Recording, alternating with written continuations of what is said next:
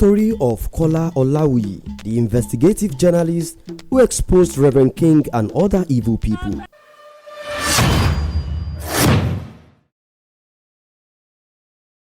When Kola Olawuyi died in 2007 at the age of 44, I knew quite a few people that shed tears. The man once ruled the airwaves with his Iriaye radio program that I grew up to.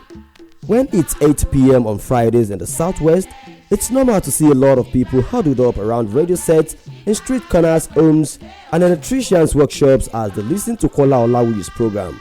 It was a weekly ritual we grew up to.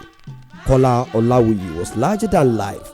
The number of cases he tracked down and brought to life have not been done by anyone else around here since his death. No one has ever had that kind of confidence since Reverend King's case was brought to light by him. Churches whose owners buried people alive in their buildings as rituals to draw crowd. A lot of cases of abused children and people claiming to be witches to hurt others. Agile underground killing houses stories where kidnappers then were raided by him and brought to light. Blood ritual killings and ritualists in the southwest Ek.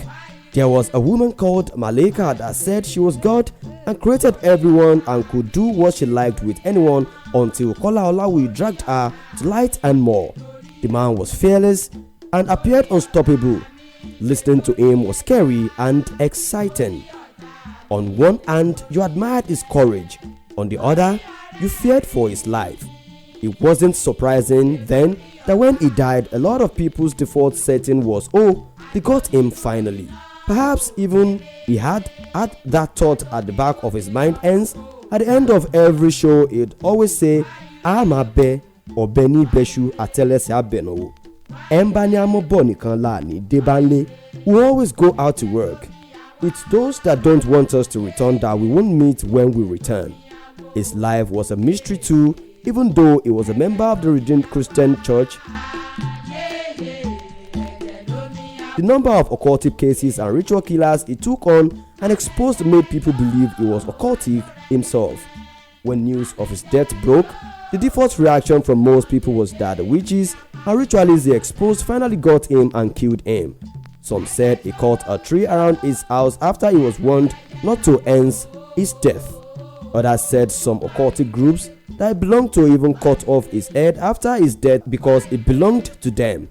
In the end, to lay all of that to rest, his family had to have an open burial and open casket for the 44-year-old so everyone could see that he died of natural causes and wasn't mutilated or anything. But again, he wrote the mystery angle really hard too while he was alive. Maybe he even talked with it. Whenever it was 8 p.m. on Fridays, and you heard Hubert Ogunde's Shigbawo open the occultic calabash start playing on Kola Olawuyi's Iriaye program, you knew it was going to be a tough night. Continue to rest in peace.